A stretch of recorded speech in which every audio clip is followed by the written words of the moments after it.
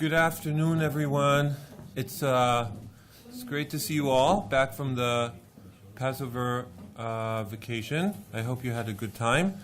And it's a wonderful way to start or resume our weekly meetings with Professor Daniel Sulmasy from Chicago. Dr. Sulmasy is the Kilbride Clinton Professor of Medicine and Ethics in the Department of Medicine and in the Divinity School at the University of Chicago. He is also the Associate Director of the McLean Center for Clinical Medical Ethics and the Director of the Program on Medicine and Religion. Professor Sulmasy has received an MD degree from Cornell and a PhD degree in philosophy from Georgetown University. He is the author and editor of several very interesting and important publications, among others, The Healer's Calling, Methods in Medical Ethics, The Rebirth of the Clinic, Safe Passage, a global spiritual sourcebook for care at the end of life, and most recently, Francis the Leper, Faith, Medicine, Theology, and Science. He has also served as editor-in-chief of the. He also serves as an editor-in-chief of the journal Theoretical Medicine and Bioethics. It's wonderful to have him with us. It's especially great to have him with us today. He'll be talking about one of his fields of interest, which is the history of ethics. History and ethics for U.S. STD experiments in Guatemala. In Guatemala. Yes, yet to be seen in Guatemala after World War II. His other field of interest, one of his fields of interest, is end-of-life care. And for those of you interested in that, not with Professor Sulmasy, but we'll have an event later this afternoon to which you're all welcome to join, which will be discussing end-of-life issues in Israel. That will begin at around 4. But please join me in welcoming Professor Sulmasy. Oh, and I forgot to mention, and this is also important for this talk, that he is a member of the Presidential Commission on Bioethics, and which has dealt with this topic. Great, thanks. Maybe we should I dim the lights and should I have the mic? Can people hear me? Or you need the mic for the recording, but you could. Oh, I see. Okay. So let's see. Great. That's good. Terrific. So thanks for the introduction. Thanks to everyone for coming. I'm going to talk to you about a topic that I think, as Professor Lavi was suggesting, is interdisciplinary enough that everybody can have something to say about it, and it will probably, I hope, generate lots of discussion. I have to say that these are my views, and they're not those of President Obama or the Presidential Commission for the Study of Bioethical Issues or the government of the United States. But I'm going to talk largely about a report that our commission did a few years ago that we called Ethically Impossible, STD Research in Guatemala from 1946 to 1948. And the reason that the commission was asked to do this actually dates to a historian just a few years ago, 2010, that Susan Reverby, a historian who spent most of her career studying the Tuskegee syphilis trial in the United States, began to ask the question, what were these guys doing before they were in Tuskegee? And it was all guys, unfortunately or fortunately. And she particularly focused on a Dr. John Cutler, who joined the Tuskegee syphilis trial in the late 1940s, and found that, in fact, he had kept archives of work that he had done prior to that, and they were in the University of Pittsburgh library's archives. And she published a preliminary report on this in 2010, and then published official article in 2011. And when that happened, this is a picture of Dr. Cutler. This is her study. When it happened, this created quite a stir internationally, particularly in Latin America. It remains shocking to me how few Americans even know that this went on, despite these revelations, despite the attention it got, particularly internationally and particularly in Latin America. So we were asked by the president to undertake two studies, one to look at the history, and then another study, which I won't comment on today, to assess what the current safeguards were for international research conducted by the United States. Those are the two reports that came out of it. This one published in September 2011, and then shortly thereafter, our other study. We began our work in January with a historical review, and this is part of the nice thing of working for the U.S. government. Suddenly, a historian who spends her time digging through archives herself can't match what the government can do when we get 5 graduate students and 2 historians to go through all this massive amount of material. The way the commission works is we hold public meetings. All of these are available. The transcripts of all of them are always available. They're live web streamed, and they're always conducted publicly. We have, interestingly, in contrast to other commissions, have not just met in Washington, D.C. We actually move around the United States so that there can be the possibility of people participating from usually at other universities where they're located. This is the sort of work that was done, 125,000 pages of original records. That's why you need an army of people to do this. 550 publications. There was a syphilologist, Jonathan Zentelman, whose paper I sent out to you, who was also a consultant for the project. And we actually prepared a database, and any of you can search it if you want to do your own work on it. It is now, what the staff did was to take the notebooks and to make them into a searchable research database of all the entries that were made by the people who actually conducted the studies in the 1940s. So you could do your own work on this if you'd like to. It's available to the public. Published? It's online. Documents, are they journal articles or? The journal articles can be referenced, and those can be obtained. But more importantly, for this, what we did was, the staff did, was to take the data from the notebook entries of the scientists who are doing this and make them into a database. The published documents, you'll hear a little bit. Most of this was not published. So the published documents are often a sort of secondary source rather than the primary. But I'll get into that in more detail.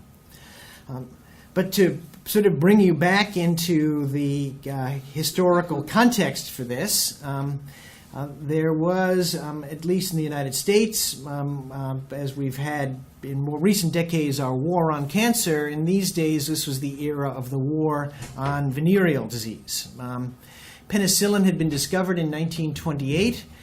It had only been shown to be effective at all for treating syphilis in 1943. Most of it was being used during the war effort on soldiers to try to have soldiers who were affected with syphilis treated so they could go back into the war effort. And very little of it was available to civilians. There was some continued experiments I'll talk about a little bit later, immediately after the war, among U.S. prisoners in Terre Haute, Indiana, on the use of syphilis use of penicillin for venereal disease treatment.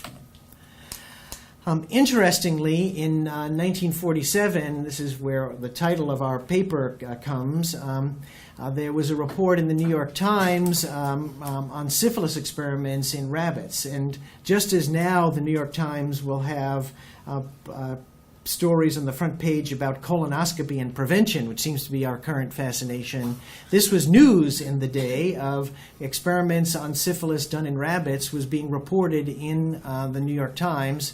And the reporter said that this experiment in which they were injecting syphilis spirochetes into the rabbits was something that couldn't be undertaken in human beings because it would be ethically impossible to do so. Little did this reporter, Mr.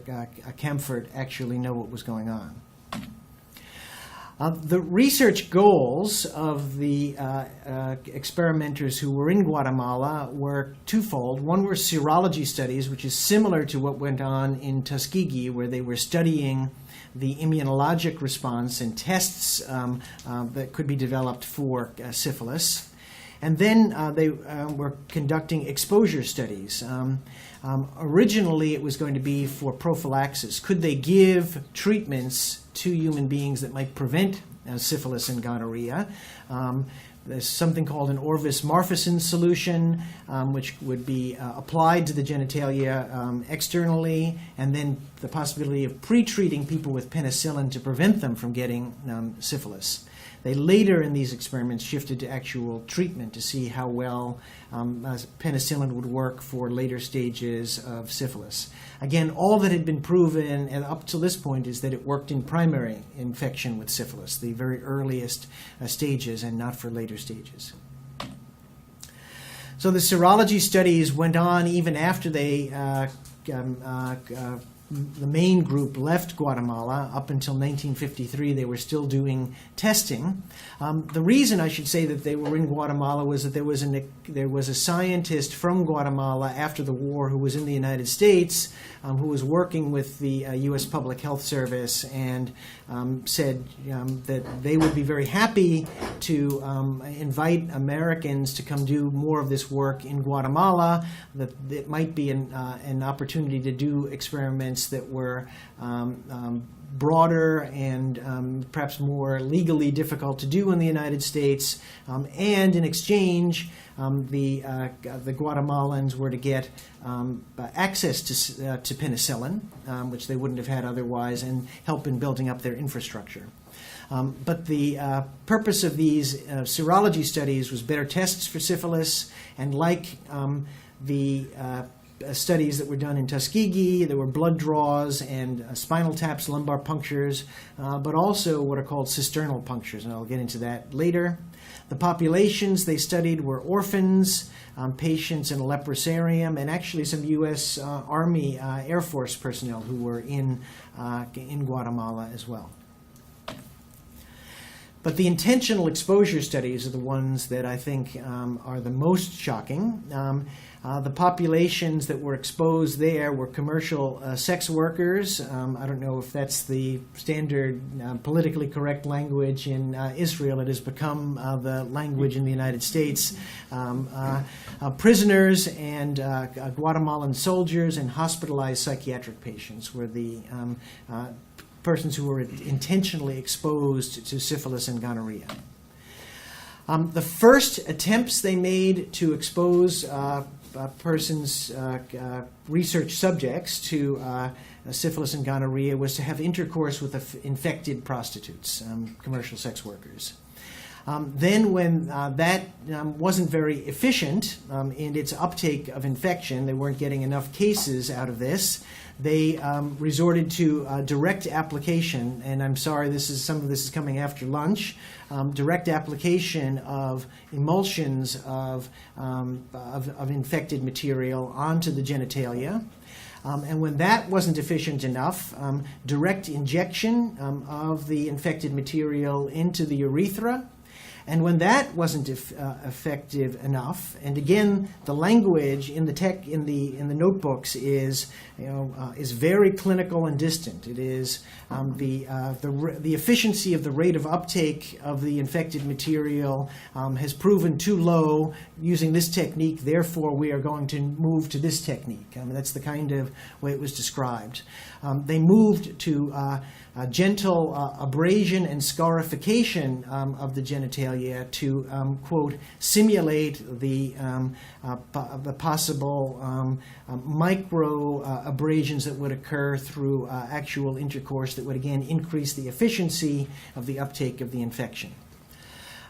Because they would have to wait perhaps 10 years in order to find somebody who had neurosyphilis infecting this, the central nervous system, they actually thought they could create a human model for central nervous system infection by injecting directly into the spinal fluid at the base of the brain in what's called the cisterna magna from a puncture. And part of their reason for doing it was to try to rapidly create cases of neurosyphilis so that they could see whether penicillin worked. And then secondly, they justified this by saying they were doing it only in psychiatric patients and it might form a kind of shock therapy for them for their psychiatric conditions. I was the person, this diagram made it into the report at my insistence because even our history graduate students didn't really appreciate what a cisterna magna puncture was. It's right into the base of the brain with a needle into the spinal fluid in order to inject the material. There is no record in any of the pages that we saw of any of the subjects giving consent. Some subjects, including those with mental illness and children, didn't have the capacity to consent.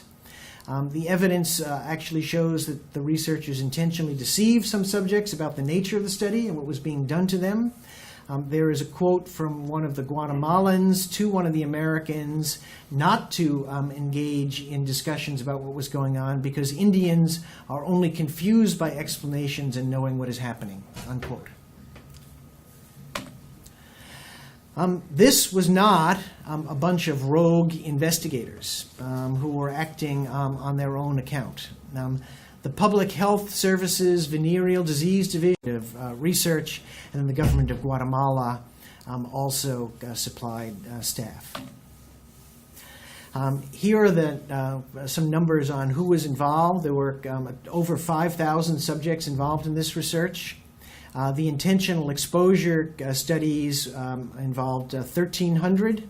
Only about half of them showed any record of any attempted treatment at all. Often, and I'll show you, that was inadequate. Diagnostic testing, which was done more on the orphans and the leprosarium victims, was 5,000 individuals. And even if they showed that they did have some evidence of exposure, smaller numbers of them were actually treated fractionally. The intentional exposure studies ranged from 10 to 72 years. There is a record of a 10-year-old Guatemalan soldier being involved in purposefully being infected with gonorrhea. Most of them were very young, with the median age being 22. The diagnostic testing was largely in the orphanage, so they were children. Now there are historical precedents for some of this kind of work and for some ethical reaction to it and even for informed consent. Does anybody know anything about the story of Albert Neisser?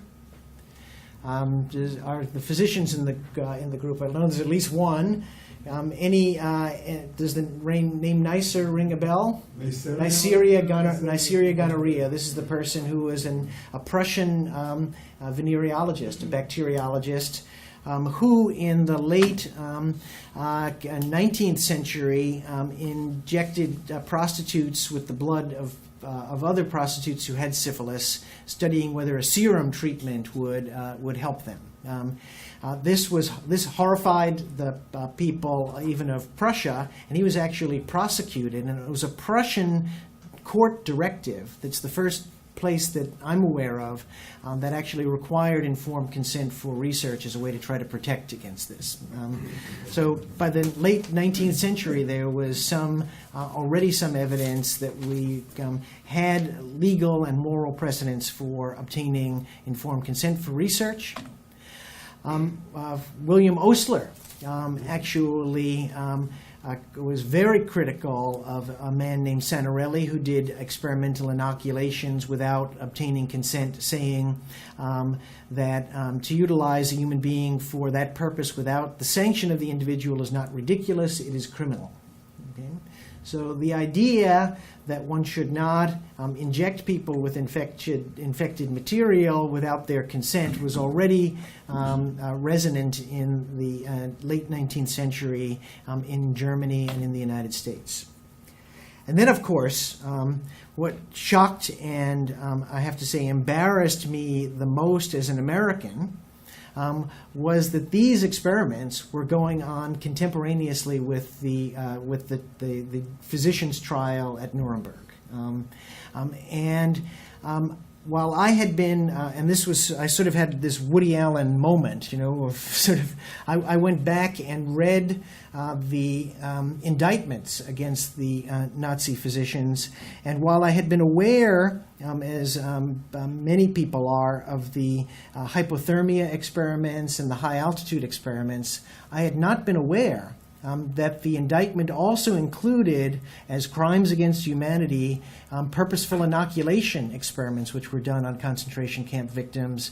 They didn't have penicillin, they had sulfa drugs, and they wanted to, for their war effort, inject Clostridia and Streptococci into the muscles of concentration camp victims with the idea that this would simulate battle injuries and that they could see whether the drug they had, sulfa, would help with the war effort of saving the lives of their soldiers. And in parallel to the genital abrasion, when the efficiency of uptake was not good enough for just injecting the bacteria into the legs of concentration camp victims, they actually said, well, we should simulate shrapnel, and so they put shards of glass into the muscles along with the injections of the bacteria.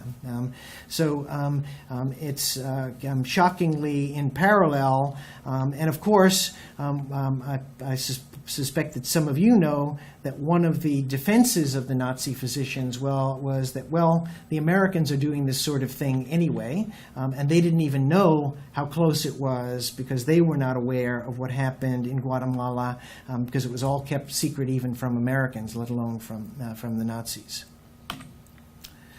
And again, here's Thomas Perrin, and this has created some problems which we can discuss later perhaps, for the Infectious Disease Society of America, for whom the annual award for the best research is called the Thomas Perrin Award, whether or not they should keep his name on that.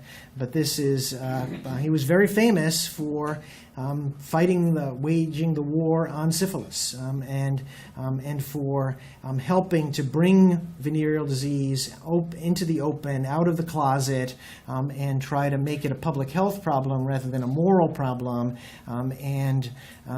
He's the one who said, we couldn't do such an experiment in this country. In the aftermath of these experiments, which were all again kept secret, Perrin became the dean at the University of Public Health School, and as I mentioned, the American Society for the Treatment for Infectious Diseases named their award for him. Cutler went on to Tuskegee, and after he finished at Tuskegee, he succeeded Thomas Perrin as the dean of the University of Pittsburgh School of Public Health. Now, almost none of these experiments were actually published. They kept it secret,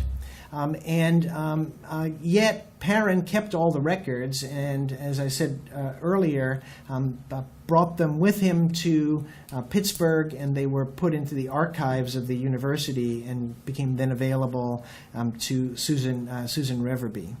What they did instead of actually cite, they cited work from this in other studies, and what they did was to cite another paper that had nothing to do with the experiments, but used the findings from the unpublished Guatemalan studies and cited something else deceptively, so the people wouldn't know where it was from.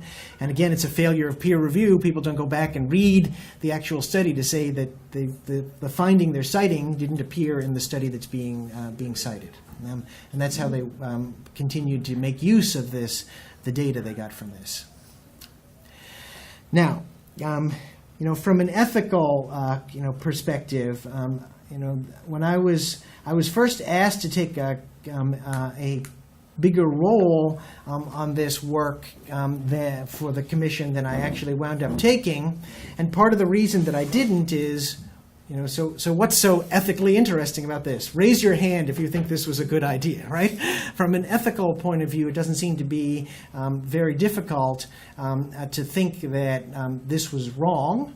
But the task for ethical analysis, which became more and more interesting to me, was to explain why this was wrong, and to think more about, as we'll hopefully have some discussions later, about the sort of moral psychology that facilitates something like this happening. What was morally wrong? I'd suggest that the failure to obtain informed consent was a violation of autonomy. We made the case in the report, though I'm not sure this is the strongest one, that the work was actually faulty in its design, and that this violates beneficence, that we were actually, that typically one wants to do an experiment only if it actually is going to be useful information, and these were not very well designed studies. We'll talk a little bit more about that. Certainly there were individuals who were harmed by this, and I'll show you some about that. I think this is a violation of justice, even at the level of an Aristotelian formal injustice, in that similars were treated dissimilarly because there is nothing inherently different about an Indian in Guatemala from an American citizen, but Thomas Perrin thought there perhaps was.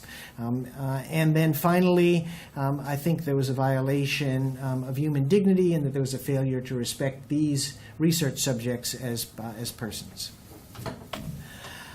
One of the persistent questions, though, which has come up in the U.S. radiation experiments, which were conducted in the 1950s, as well as this Guatemala experiment, was could we hold the individuals who did it morally responsible? The first argument against it is a sort of historical and cultural relativity argument, that, well, there wasn't really a fully formed doctrine of informed consent. There weren't IRBs, and this was the sort of ethos of the time in terms of science, and therefore we can't judge those individuals who did this retrospectively. I think that if you believe that there are such things as war crimes or crimes against humanity, you really can't actually be a full-throated historical or cultural relativist in that sense. I make the argument, I'm sure many of you are familiar with, that it is performatively self-refuting to say that there are no ethical statements that can be said but to be true outside of a cultural context, because, of course, to say that is to say it in a cultural context, and if it's true, it's false. And I think that very few serious philosophical defenders of historical or cultural relativity hold it in this strong a way that would say that they are totally off the hook. The second kind of argument that's sometimes given is one of moral progress, right? That the actions of these people were objectively wrong, but societies grow in awareness of moral truth over time.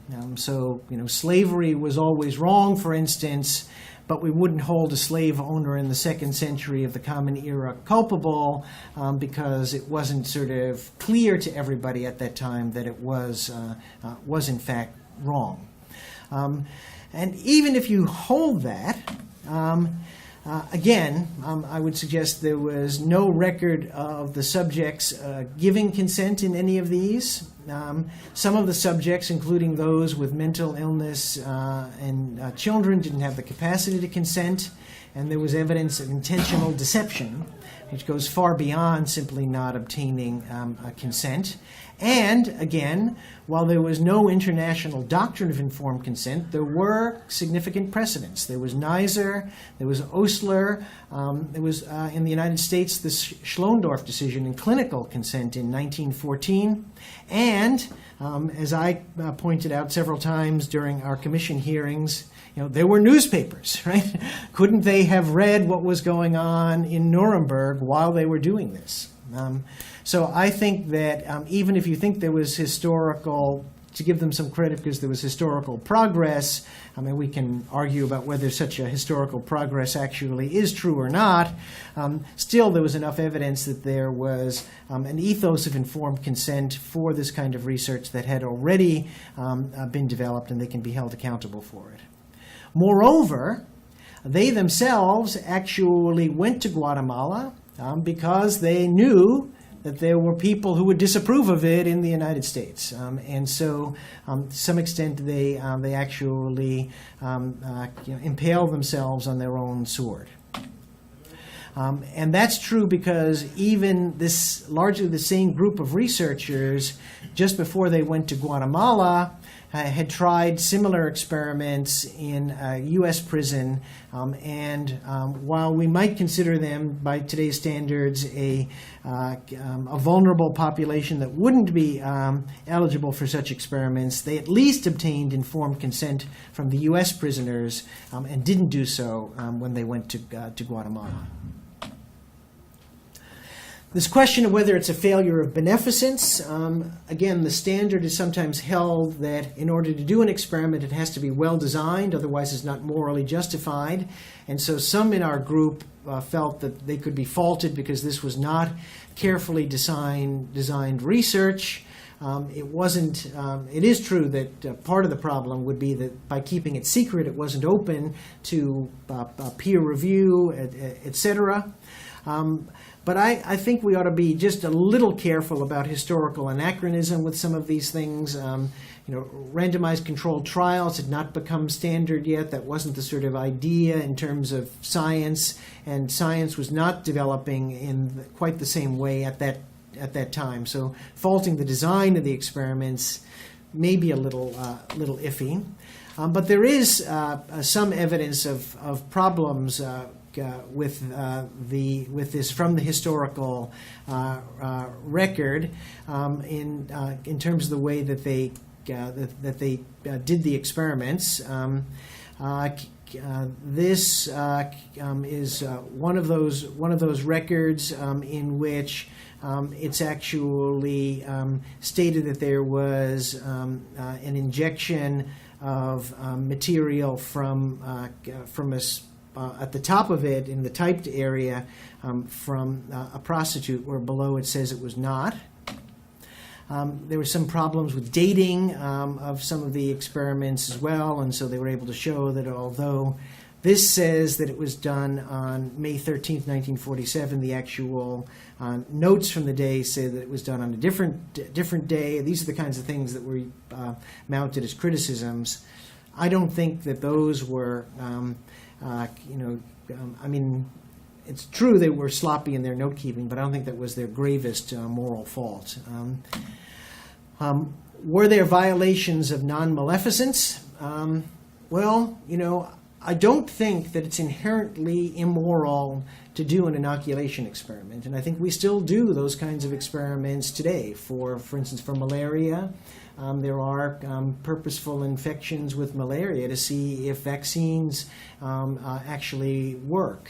But we do need better safeguards to do those kinds of experiments. And in my view, injecting an emulsion of spirochetes into the cisterna magna of a person would have been wrong for Hippocrates, would have been wrong in the 19th century, was wrong in the mid-20th century, and is certainly wrong in the 21st century. That's dangerous, and people would know that if they were physicians. Further, there were some subjects who were never treated, and if treated, it was usually only one dose. So here's a note of a cisternal puncture of 1 cc of an emulsion from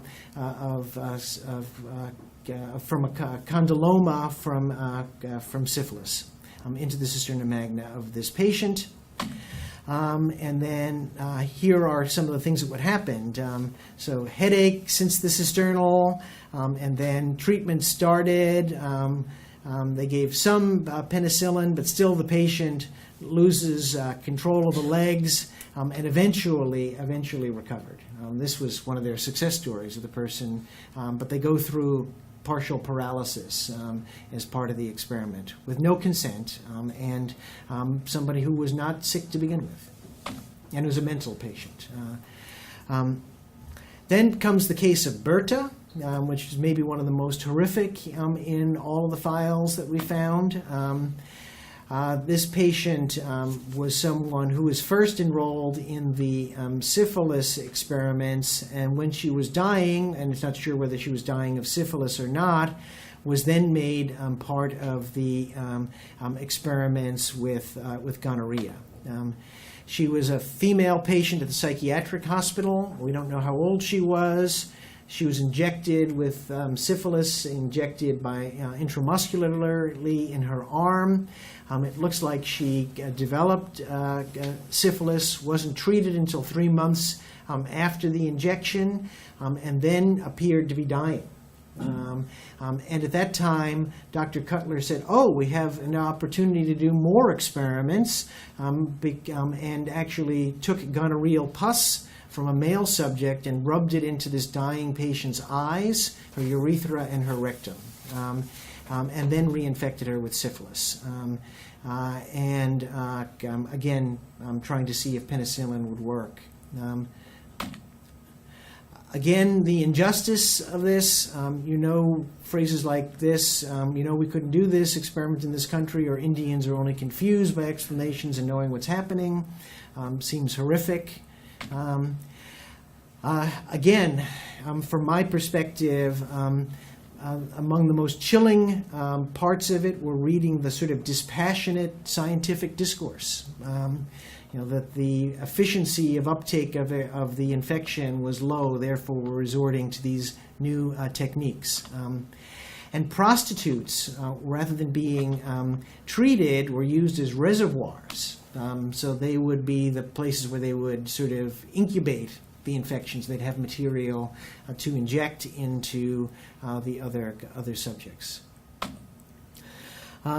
Certainly, you don't have to be a Kantian to sort of have some sense that the categorical imperative of act in such a way that you treat humanity, whether in your own person or another person, always at the same time treating them as an end and never simply as a means, would be violated by such kinds of experiments.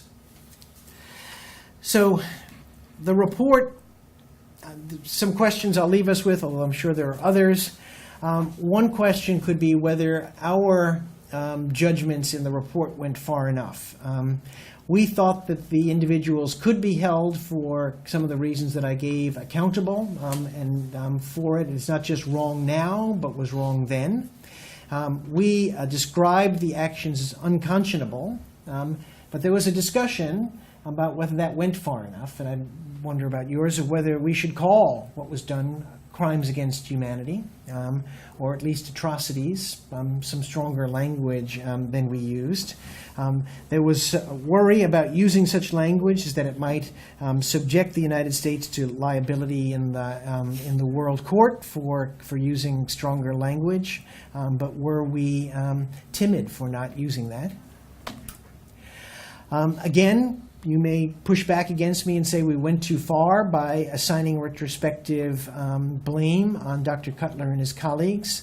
There were some questions raised about whether, since Dr. Cutler is dead, without giving him a chance to defend himself, were we wrong for trying him, if you will, retrospectively. Another issue that came up was compensation, which is still actually an active issue. Whether the victims should be compensated, whether their families should be compensated. It was thought that almost all of the victims and the perpetrators were deceased. Some people from Guatemala did come forth and say that they were in the orphanage and demanded compensation for the harms done to them. And the Guatemalan government was interested, which is interesting in that it seems they were very complicit in the whole work anyway, but for their own political purposes had to condemn the United States and try to blame the United States. But the question came up of whether there should be compensation. The attempt by these individuals to sue the United States was denied because the United States Constitution prohibits citizens of other countries from suing the government of the United States for actions done overseas by the United States government. So there could only be world court, but nothing in the United States that could be a recourse for trial on these things. And then the other set of questions, which were really the ones that I kept writing to myself in the margins as I sat around the table during our discussions, as I read some of the actual primary sources, is the question that I think we all ask ourselves is, how do things like this happen, right? And it is not the classical problem from Aristotle of akrasia, which is the problem of a person knowing what's wrong and what's right and failing to do the right because of emotions or other issues. It doesn't seem to me that was the issue here. Again, I went back and reread Eichmann in Jerusalem, Hannah Arendt's view of the banality of evil. And, for something like this, I'm not sure that quite captures sort of how it happened. It may be a social state of affairs that eventually develops, that sustains this kind of thinking. But in the end, to sort of say that evil becomes banal isn't very informative, because what I wanted to know is, how does evil become banal in the view of the individuals who do this, or the group of people they are working with? And I began to think, and again, there are questions we can all ask and maybe discuss more, about whether the primary problem isn't in the end self-deception. No one, in my view, gets up in the morning, or very few people get up in the morning with the poet Milton's Satan from Paradise Lost and says, "Evil, be thou my good," right? But people find a way of justifying very bad actions to themselves. So the terrorist believes that the murder of innocents is actually justifiable, right? And I think the errant experimenter believes that the exploitation of innocence is actually just. My guess is that that's why somebody like Dr. Cutler kept all the archives, because he thought in the end history would vindicate him. That this was really good stuff that he was doing to protect people against the scourge of venereal disease, and that he was prevented from getting the fame that he really should have for doing this kind of work by some errant do-gooders. And so that may be another question that we would ask ourselves as well. What's the sort of internal psychology that goes on with people like this? And then what are the implications for the present? Well, I think we always have to be on guard in looking to promote the social good and balancing that against the good and the rights of individuals in conducting biomedical research. I think that there is a need not just for ethical education of scientists, and again in the United States I think it does probably more harm than good. They're all forced to do online courses which are boring and onerous, and it becomes a bureaucratic sort of task rather than something that's really incorporated into their own personalities. So that maybe we need not just education about the rules, but a sort of moral formation for scientists as well as for physicians. Certainly it would help to have more transparency in our work, and I think that probably is true for most of the work that's done, although not always true. There certainly still is top secret research being done. I remember that I gave a lecture at the Uniformed Sciences University of Uniformed Services Health Sciences University, the military medical school for the United States a few years ago, on medical participation in torture. And I said as part of that there may be people who are working on better versions of truth serum, and chuckles went through the room. There are experiments that still go on in secret where that transparency is not available. And then finally, again, I don't know how much awareness there is here, but it's becoming very apparent in the United States that a lot of research, particularly is conducted by the pharmaceutical industry, is going overseas, where there isn't as much regulation. It's cheaper. I worry about that and the sort of research regulatory environment where that's going on. I think at least the research being done by the National Institutes of Health right now is probably being done in most cases in a more transparent way, although there are controversies even about work being done on Ebola virus in West Africa right now by the U.S. government. But at least I think there's better regulation and better transparency about it, and I'm not sure that all of that is available for the private sector as well. So those are some of the questions I think that this raises, and I hope that we can learn some lessons from Guatemala, and I hope I've left enough time for bountiful discussion about this. So thank you. Thank you.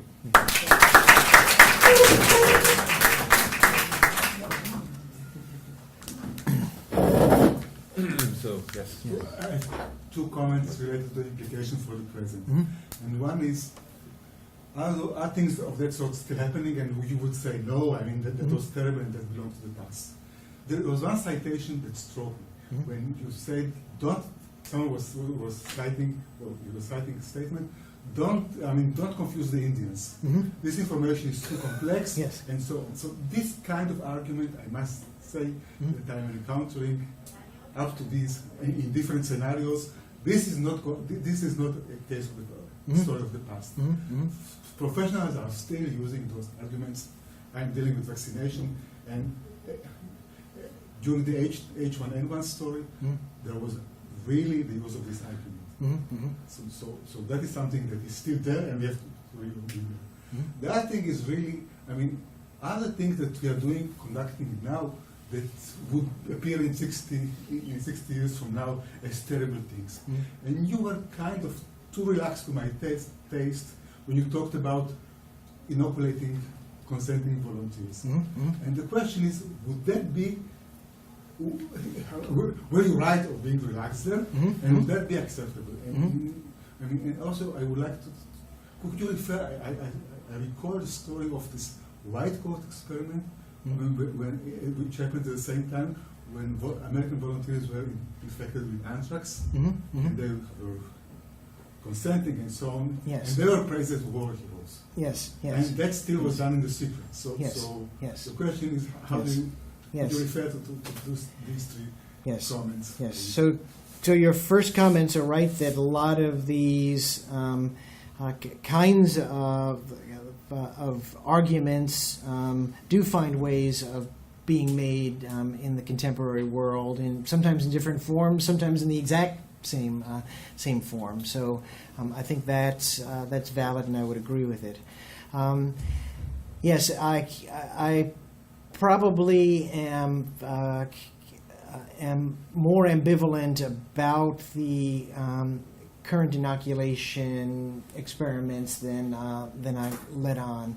I at first was sort of very taken back by the idea that I was told by other people who gave testimony to the commission that there were continuing to be inoculation experiments. But for many of, for most of these, it was only done with sort of attenuated strains under controlled conditions, with informed consent, with already good proof that they could, in fact, treat anybody who was infected.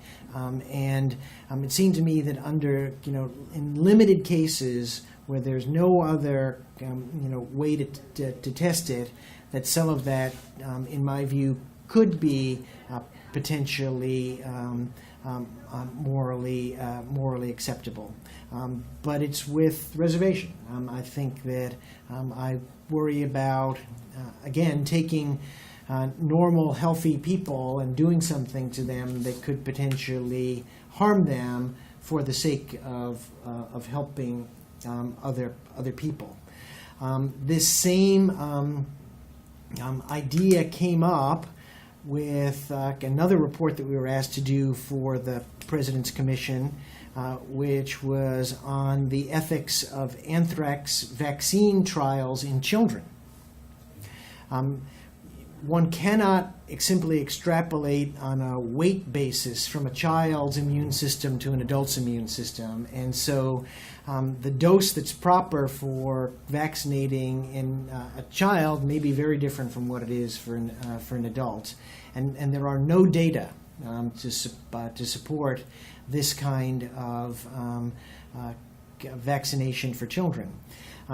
And at the same time, what we're talking about protecting them from would be asking volunteer children who have a very low likelihood of ever being infected to participate in this kind of experiment, or have their parents volunteer them for this kind of experiment for the benefit of other children who might have a very low likelihood of a very high impact event, like an anthrax biological weapon being, unleashed in Chicago, and millions of anthrax spores in the air. And of course, if children were not vaccinated then, or it didn't work, the government would be blamed for not having been sufficiently prepared. So there are questions like this that still can come up even today, and I think that if we're going to do it, it has to be in much more safe and careful ways than has been done in the past. This certainly was not justified. Maybe you're right that 50 years from now none of it will be justified, but animal models aren't perfect, for this, and not even children, and children for adults. Yes, right. 50 times right. years from now. Right. Yes, right. That's true. We have so there are stricter and stricter use of primate models as well. So that's correct. Thank you. I want to join in and say to the last comment that I also, as a patient, encounter the patronizing sense of, the bed next to me, there is a bedroom woman, and we want to explain to her. She wouldn't understand. But that's not what I wanted to ask. I wanted to refer to the question of why that you said was not wrong. And I think it's pretty clear that the why is this kind of othering that we're able to do to people of a different color, different culture, the Mhm. sense that they're in some way subhuman, Mhm. Mhm. and that they should serve the interest of keeping us alive. I know Mhm. it's banal, but I think it should be said. Mhm. Mhm. And therefore, I think the conclusion of the answer to your question, is it just unconscionable? Mhm. Is no, it's really an atrocity. Mhm. And Mhm. when you say atrocity, you put the Guatemalans on the same level, and the prostitutes, etc., on the same level as humans. Mhm. To Mhm. the Americans. Mhm.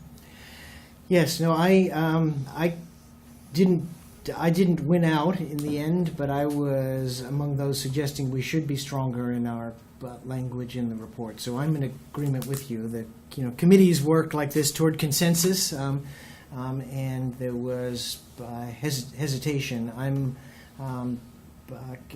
with you, but I think that there were perhaps signals that we didn't want to use such words because it could have implications for court hearings. I think we're independent, and we should have been a little more courageous and been stronger in our condemnation. I wanted to address the question that rose about the banality of evil and whether this model could be adjusted to this. And I think that the most troubling thing about cases of experiments in humans is, what if this is an impetus of science itself? What if the thing that explains why these things happen is within the motivation of science? And I think this is the idea that maybe is equivalent to the banality of evil, but it's very different because we talk here about science. What if science should be bound because it has this impetus within it? And I think that could lead to several questions that I would like to ask. Is that in some sense this is an easy case. It's an easy case ethically speaking because it's clearly a crime. Whether it is possible to address it with the category of crime against humanity is a question. I think that it should be worthwhile. I'm not sure that it would be easy to put it there, legally speaking. But it is also maybe easy on the scientific level because I think you were repeating all the time, and I'm sure this is right, that this was bad science. And what I want to ask is, and what if this was good science? What if they would really treat the people? What if that would really lead to some kind of efficacious medication? This was another question. So the first is about crime against humanity, if you could address this. The second is about what if it was good science. And then the third is, can't we just avoid that by the principles of non-maleficence? Because if this principle is adopted by the global research community, these kind of things cannot really happen. So why not adopt it? No, terrific questions. Yes, I think the first part of it, I think, is maybe the most significant in the way in which science has come to occupy such a powerful position within society, and the first tendency even of people who call themselves medical ethicists is to criticize the work within the sort of normative structure of science itself, right? That's the first instinct, because science itself has taken on such a normative structure for society, rather than seeing themselves as being servants of society and subject to an ethic that is outside and above them. And yes, there are other anecdotes to support this. One of my colleagues, Lynn Jansen, once spoke to a large organization of geneticists, and the speaker before her was terribly critical of all those ethicists who were arguing against their research, and received a standing ovation. And then she was the next person to speak in a very difficult, vulnerable position as someone who wanted to say that science should be subject to a set of norms that are greater than it and outside of it. So I think that that's a real problem for our society that needs to be flagged and we need to work on. There are companies that hire their own ethicists.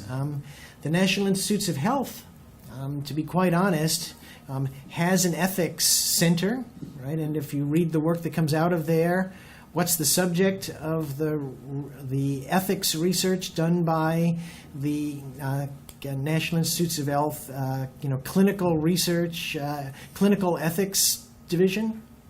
It's all about research ethics, right? And how much of it has actually been critical of research? Most of it is criticizing regulation of research and finding ways to argue that the regulation is prohibiting the good that science can do, right? So I think that that the points you're making are really important sociologically. The question, what if it's good science, raises the same questions that come up with the Nazi experiment. And I think you're right that the sort of easy out we've had from that has been, well, there was nothing that was worthwhile that would come out of it that anybody would use anyway, so therefore we don't have to worry about the problem. Here, that's not the case, Yes, well, right, yeah. I mean, the argument is, that's the argument that's been made in the U.S. If the reports were accurate, yeah. the data were there, right. and everything was conducted in a controlled way. It's a good science. Okay. Some of it was. Yes, some of it was, yes. So that argument has been made, at least in the U.S. Mm-hmm. What I want to say here about the Guatemala stuff is that it is used. The VDRL test was developed out of the work that was done in Guatemala. So it is being used today. So then this raises, questions about complicity, right, in the wrongdoing of others, and the questions that have to be raised are, if we're going to make use of this, what's the distance from it? What's the possibility that our using this will lead others to do similar experiments? You have to ask all those kinds of questions, I think, before you say whether or not you will make use of that work. And so, I think that we could probably meet pretty strict standards for morally acceptable complicity if we use the VDRL test today, but I think that it means that one has to be even more vigorous in one's condemnation of the research that started it in the first place. Anyway, maybe that's enough to answer your questions. I think there was a third, but maybe we can let somebody else ask another question. So. Yeah, thank you. So I have a few comments and a small question at the end. That bear with me. So I agree. I think that the most interesting question is the why. Why did they do it? And so one explanation, of course, is the other, right? And that this is a more question for psychologists than ethicists, but it's a cool question, so we'll deal with it as well. So the other, I think, is probably the most prominent explanation, but it's not all of it. And there are other explanations that have been put forward. I mean, during the same period, maybe you know about, there were studies also done with malaria as treatment for syphilis, right? And they were done on prisoners in the USA, which maybe they volunteered, apparently, but right. It doesn't mean anything really. And so do they become the other? So the prisoners are not the other. What about the Stanford experiments? So the students will also become the other. So if that is also they become the other, then the other argument becomes, you can say it about everything, and everybody becomes the other. You can explain it on your mother because she is the other. So it loses its meaning. Another argument is the banality of evil, and I think it's very, it was mentioned here, and I think it's very easy to misunderstand Hannah Arendt and her argument. She wasn't defending the Nazis. No. She was defending She was explaining Eichmann. And what she was talking about her only point was that Eichmann didn't think. Neither was stupid, neither was a diplomat or whatever. He just didn't stop and think ethically about what he was doing. That's it. You can agree or not, but that's what she said. And in that regard, so first of all, it's very important to understand what she was saying. So people say, you talk about the banality of evil, that nobody really knows what she was talking about. Along those lines, if we are talking about Hannah Arendt and her explanation, then my small question in this case regarding Guatemala would be, did you look at the extent to which they actually knew this Dr. Curtis? Cutler. Yeah. Did they actually know, and to what extent they know about the Nuremberg trials? So you said they appeared in newspapers in the States. What do we know about those newspapers? To what extent did they appear on newspapers?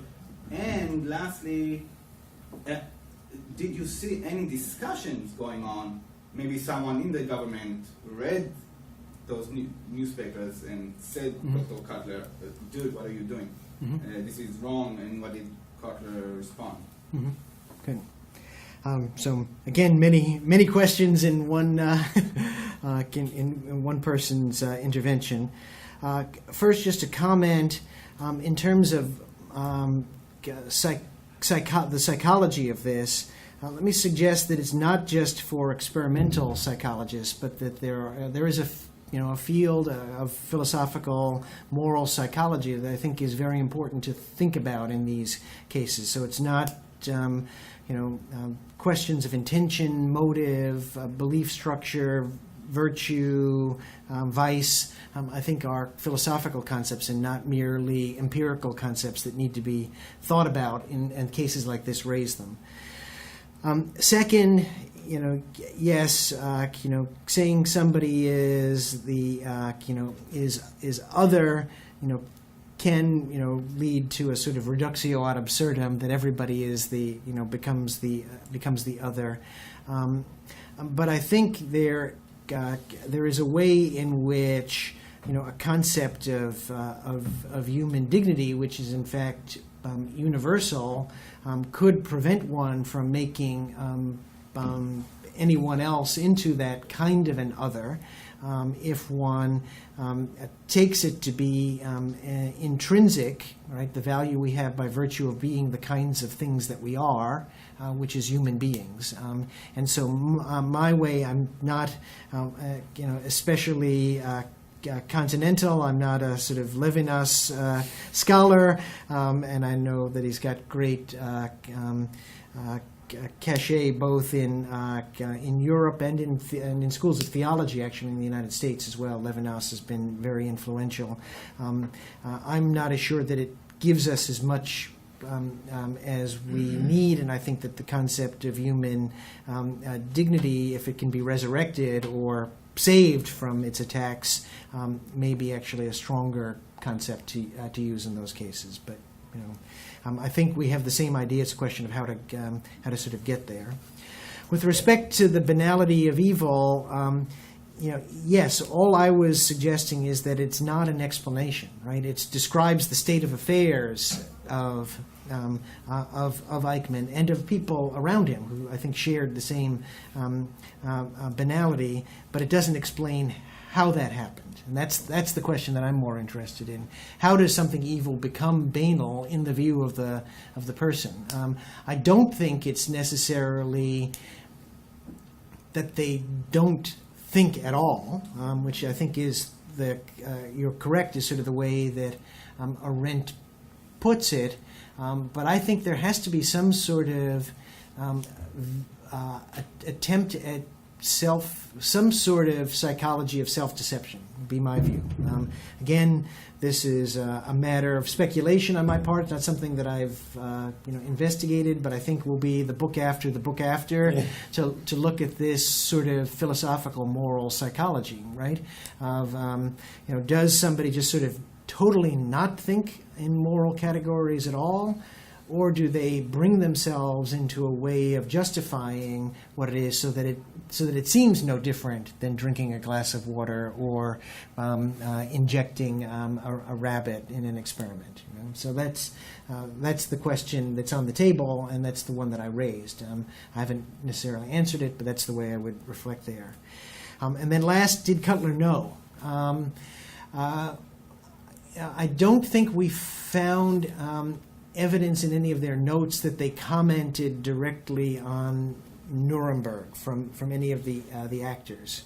What we do know is that they did. There are notes that they wanted to keep it secret, and the language was sort of those do-gooder lawyers who are going to object to this. So they knew people would object in the United States, and that's why they explicitly said they were going to justify doing it in Guatemala, because they knew people would object, but they characterized them as people who were getting in the way of science with their sort of moral objections to this kind of work. So that, at least that much we know. I don't know that we found any direct evidence that they referenced the reports of the Nuremberg trials while they were in Guatemala. My guess is they had to know, but I had no evidence for that. So. David?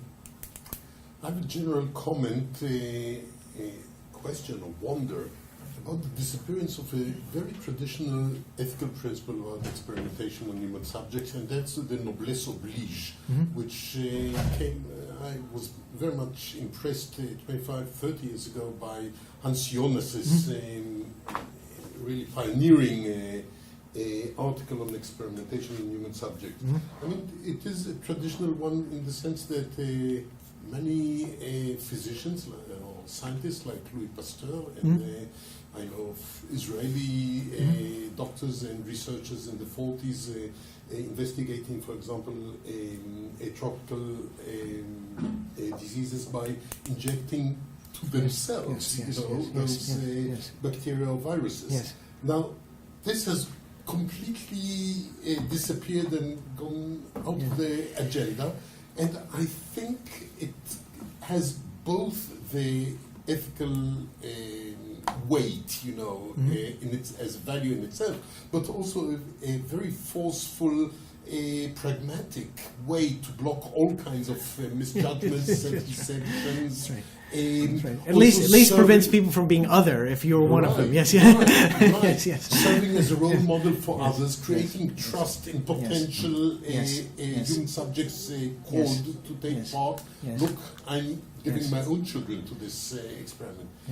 So that seems to me quite astounding that nothing of it remains. Yeah, well, there is a little of it. The last big example of this is Helicobacter pylori, the bacteria that's now known to be the cause of ulcers. Australian scientists were trying to make the argument that ulcers are not a disease of people who worry too much and produce too much acid, but have actually an infection. And they had animal experiments and they had some human data, but they were not getting anywhere in the literature. And they ingested the bacteria themselves. And this was the team of researchers ingested the bacteria themselves and had themselves undergo endoscopy so that they could show that they developed ulcers when this bacteria was in them. So there is a little bit of it that way. And it came up again, going back to anthrax, to the anthrax vaccine trials, the question of if we were to allow them, who would be the subjects what parents would volunteer their children for this kind of work. And it wasn't so much the experimenters, but sort of related to this, people who were first responders. First responders were saying, maybe we have the obligation to have our children be the ones who are volunteering for this, because that might be the case. If there was anybody who would benefit from it, it would be us. So that would be somewhat related. But I think you're right that it makes it easier to distance oneself from the work if it's something that's too dangerous to do to yourself. So, but okay to do to others. And to see how serious you are with your aggressive scientific motivation, whether you also believe that it's really true, right. Really important in the sense that you're willing to take this risk. Take this risk yourself. Yes. Yeah, but venereal diseases will be there. Right? Venereal disease, you wouldn't say that, Yes, right. I'm part of it, Yeah, right. Well, not I'm part of No, it. I mean, But you can be, if they had been willing to inject Well, themselves, that's exactly my point. it would have been harder to do it. I'm still not sure it's a helpful guide. I'm not sure it's necessarily sufficient, because you could still be so enamored of the science to do it to yourself and still willing and take risks that are probably not even warranted for yourself or your own family members. I understand. Yes. I don't think it replaces the need of IRBs, etc. Right. But it could help as another little safeguard. I agree. Yes, you finished with the implication for the present or for the future. And the last point is offshoring of research in a globalized world. Mm-hmm. And I think this is maybe an example of a much bigger problem that we have today in the era of globalization, that we can have a lot of examples of things that are illegal in Western democracies, but legal in third world countries. And then people in the Western democracies enjoy from some benefits, and the victims, which are in other countries, are suffering. Mm-hmm. And they don't have legal status in the Western democracies to sue what happened to them. Yes. And so we can see this in labor law, in environmental law. Mm-hmm. And this is one more example that it is not legal to do these experiments, medical experiments here. We will Yes. do it there. Yeah, that's So interesting to think of this the same way as Nike sneakers. Yes. Maybe if to speak or to think about the future, one of the most important things is that Western democracies will reconsider the legal status of foreigners from other countries that are not living in the territory of the Western democracies, and when they will get a certain kind of legal status, it can change the whole global activity. It can take the globalization to a much positive direction than it goes today. So I think this is very, very important point for the future. Yes. So folks here might be better. I agree with the sentiment. I'm not sure. I'm not an expert on international law to know what the proper legal remedy would be, whether to give people in other countries legal standing to sue governments versus pursuing greater recognition of world courts, or what the way would be. But I agree with you. Or internal regulation in the Western democracies themselves to say that we will not accept products that are done this way or make that kind of work illegal. I don't know what the best legal remedy is, but I agree with the sentiment that the current status legally makes these sorts of things possible, and it would be morally valuable to change those laws somehow. So. Okay. My comment was relevant for 10 minutes ago. You're all, one point which I already mentioned in the workshop we had, you're all mentioning the Nuremberg trials and Hannah Arendt as a sign or whatever. But the Americans did the Nuremberg trials and the all Nuremberg code regarding the experiments exactly because they wanted to continue with the experiments they conducted and they wanted quickly to regulate it. Mhm. So Cutler and the others, it was not a secret. I mean, and everyone was waiting that the experiments will be regulated, and we have to keep this in mind. It's not a wonder that other crimes of German physicians like euthanasia, etc., were not included. Mhm. It was only the experiments. Mhm. Okay, so this is one thing, and the second thing is that I feel a bit uneasy from doing this, and this is more related to what Lynn said previously. This distinction between good science and bad science. Mhm. I mean, this is science. Mhm. Sometimes it's good and sometimes it's bad. Mhm. And I think that by doing the distinction of good and bad science is enabling us to ignore the fact that the set of values of science and the scientific framework, etc., are making such crimes possible. Mhm. And not only during the Nazi times, but also prior to Nazi times, and also afterwards. Mhm. And this good and bad science, this discontinuation, I find it very problematic from an ethical point of view. Yes. I'll respond to the latter point first. Good versus bad science is ambiguous, right? In the sense that it is often used, at least in the U.S., to distinguish whether from the norms of science and its goals of generating generalizable knowledge and causal explanation has been well conducted or not well conducted, right? So that's, and then there is sort of a moral norm put on top of that, right? So that's sort of more an epistemic good or bad, right? And on top of that is put a norm that one can only pursue human subjects science in a morally good way if it is structurally, epistemically good science in that other way. So that those two levels. And yes, I think that quite often the easy way that people look to condemn this kind of work is to say that it wasn't conducted well as science per se, and therefore didn't have a moral warrant to be done in the first place. But I also suggested that in fact there was generalizable knowledge that was generated from this, even if it's not perfect science.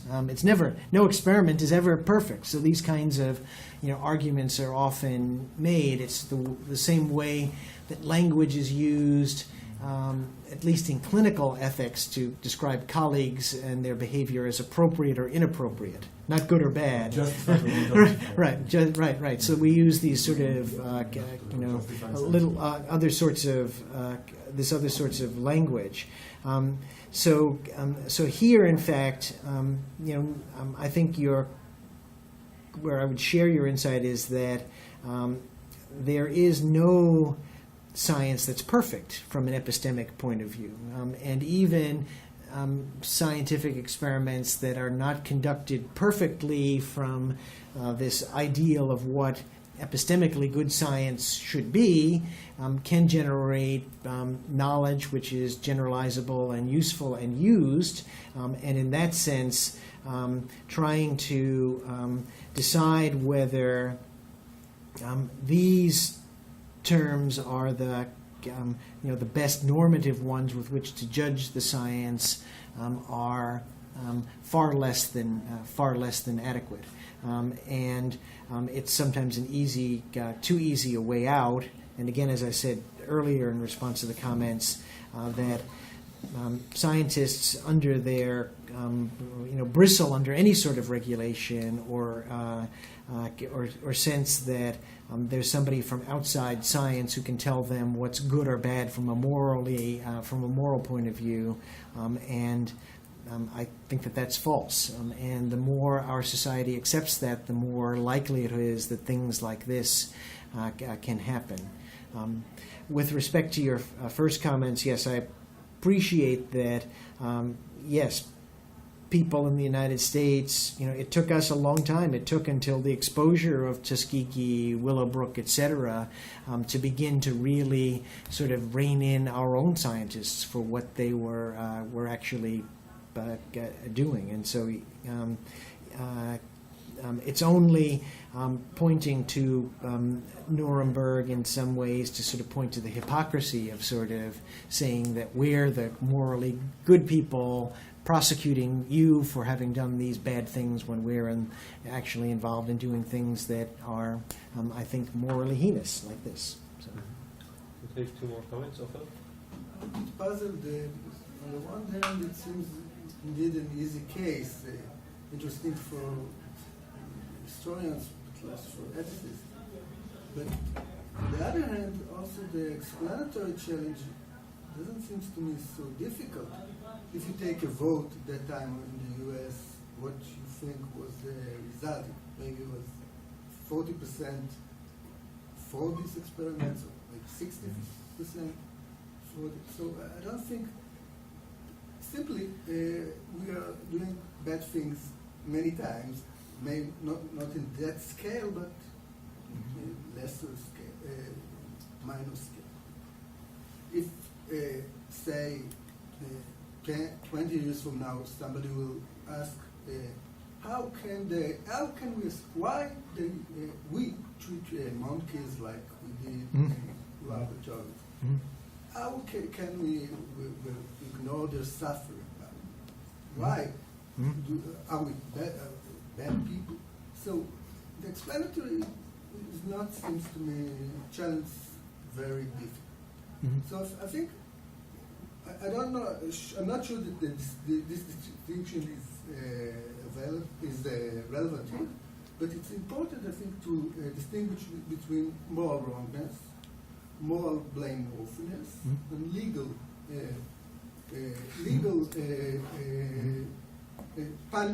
punishment. I think and maybe there is more distinction in this area. So maybe let's speak about today. I think that maybe both these people, I don't know, meet all these conditions. They are also deserve legal punishment. I don't know, but say scientists, regular scientists for today, 40 years from now, maybe we can say that they are wrong. They are morally wrong. But maybe they are also morally, they're doing bad action, morally wrong action. They maybe even morally blameworthy, which is different. But maybe they are not deserve legal punishment about what they are doing now. So Sure. this is important distinction. Yes, yes. No. In terms of the explanatory point of view, I guess it comes to a question of your, judgment whether, injecting spirochetes, an emulsion of spirochetes into the cisterna magna of somebody was wrong then, I think it was wrong. I think it was wrong. Second, of whether it was morally the persons who did it could be blamed for it. Your second distinction, I would think that they could be, even then. And then you're right. The question of whether they could get away with it legally is a separate question, right? So a good, and then it becomes the question of the relationship between law and ethics, right? In a good society, there's some overlap between law and ethics, but never 100% overlap between law and ethics, right? Even even Aquinas, writes that we should not make everything that is immoral illegal, because in the process of doing so we would do more harm than good, right? So we can't make it 100%, and we also have to leave some room for epistemic moral humility, right? That we recognize that there will be a diversity of beliefs within a culture about what is right or wrong, even within a society, that there are some things we may be able to judge clearly are wrong, but other things where are going to be in dispute, right? And making those things illegal becomes much more difficult when they're in dispute. So, how do you do that? I don't know if you did a vote of the general public, even if it was Guatemalan prisoners and psychiatric patients, even in the 1940s in the United States, that 40% of the people would have said, okay, let's inject spirochetes into psychiatric patients in Guatemala. My guess is no, but that it wasn't done. So, so the question becomes then, these questions that I raised, that we talked. To make things clear, I don't think that anyway this vote is relevant to the moral. Yes. Okay. You were just okay. Good. Okay. All right. So then the questions become what are the judgments we will make now that for which we will be judged as morally wrong in the future. And those are questions about, that I raised, which are, very difficult ones, about whether there is moral progress. I sometimes think there is, and sometimes I'm convinced that there really isn't. So I'm not sure about that in the end.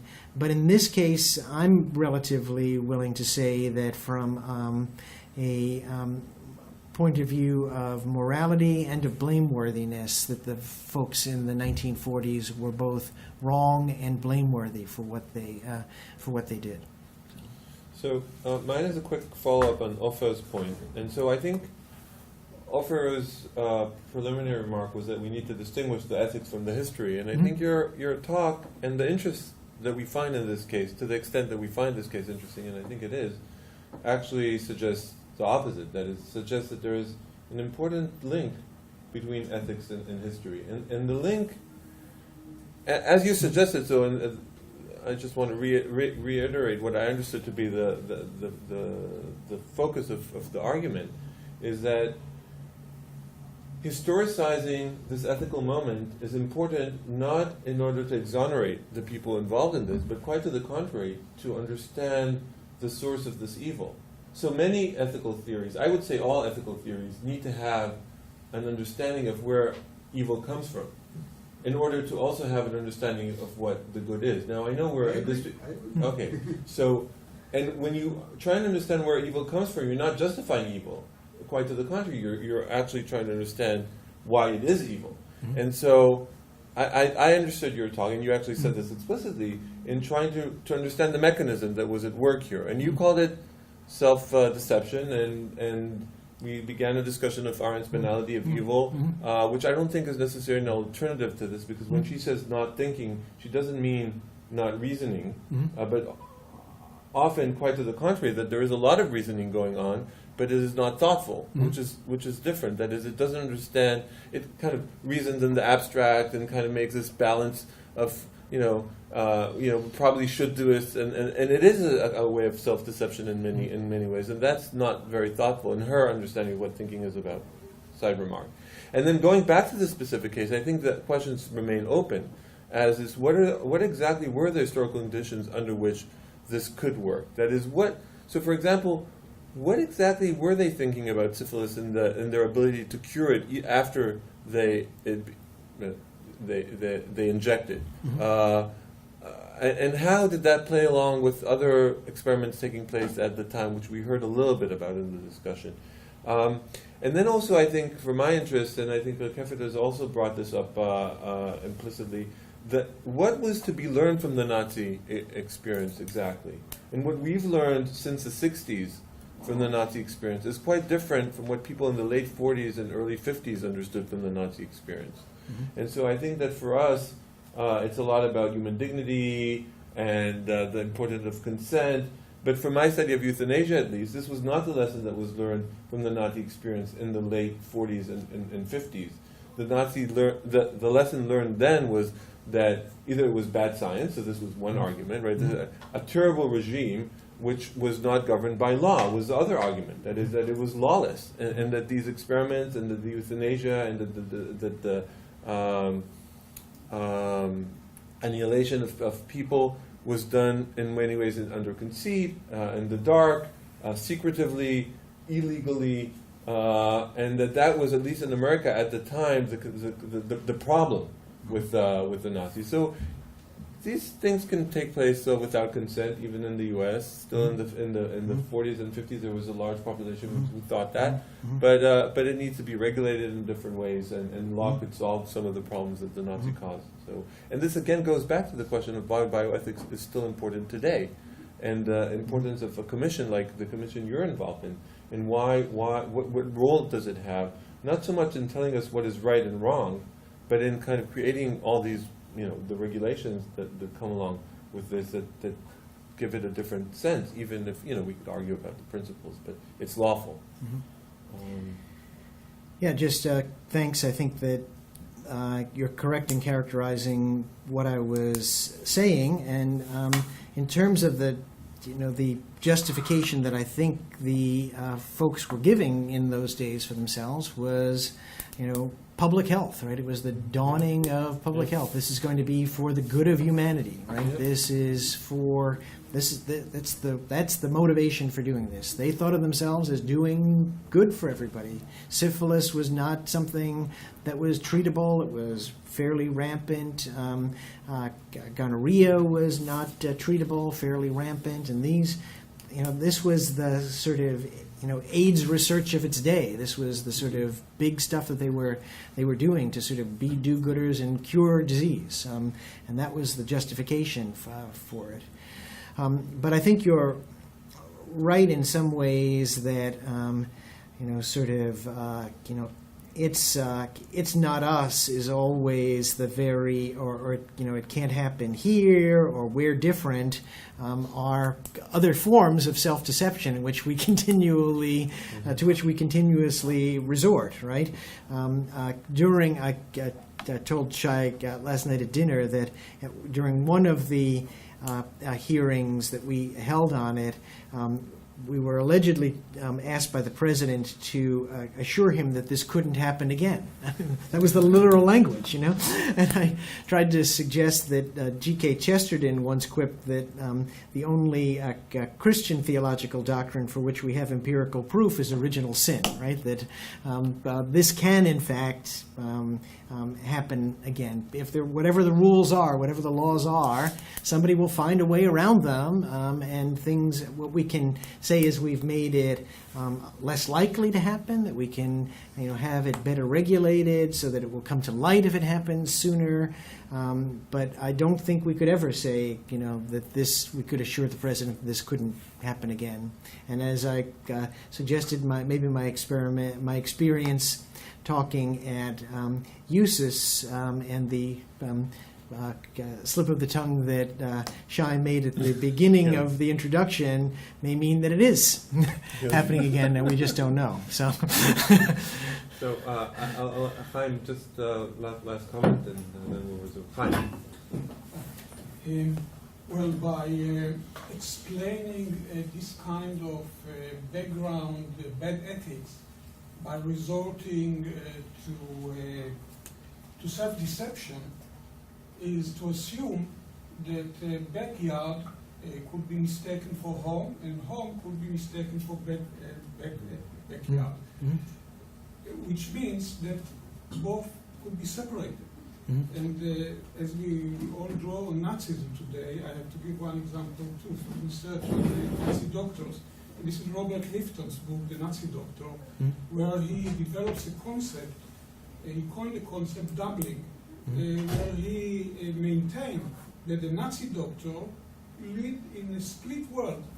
One world was the humanistic world of home, and the other one was what they thought in a professional world, anality of evil, in the concentration camp. And there was no link whatsoever between the two, but they didn't inform each other.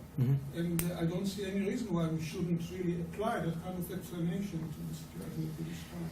Yes, I think that I would, from my point of view, I would put that kind of splitting between home and someone else's backyard as one form of self-deception. Right? You have to sort of suggest that justify to yourself that there is some important moral difference between these two. And if you assume the integrity of the self. Well, you have to assume that there is some sense that of the universality of moral obligations to all persons. That is something that people do actually know, right? In order to be able to deceive themselves that it isn't true in this case. So that's the way I would frame it. But I think it's an important part of the psychology, and it happens. But I was trying to sort of put that kind of splitting under a larger kind of rubric. So to even sort of have a question of how could that kind of splitting be sustained, my view that it's some sort of self-deception that says that there is a morally important distinction between the other and us in this case. And how one does that is something that I think would be interesting to explore, either through empirical psychology or through more philosophical reflection of how that kind of thing could develop. One of the signs of modernity. Yes. Okay, so thank you so much. Thank you for having me. Great having you. Pleasure to be here. Thank you very much. And a lively discussion, as I thought there might be. So thank you.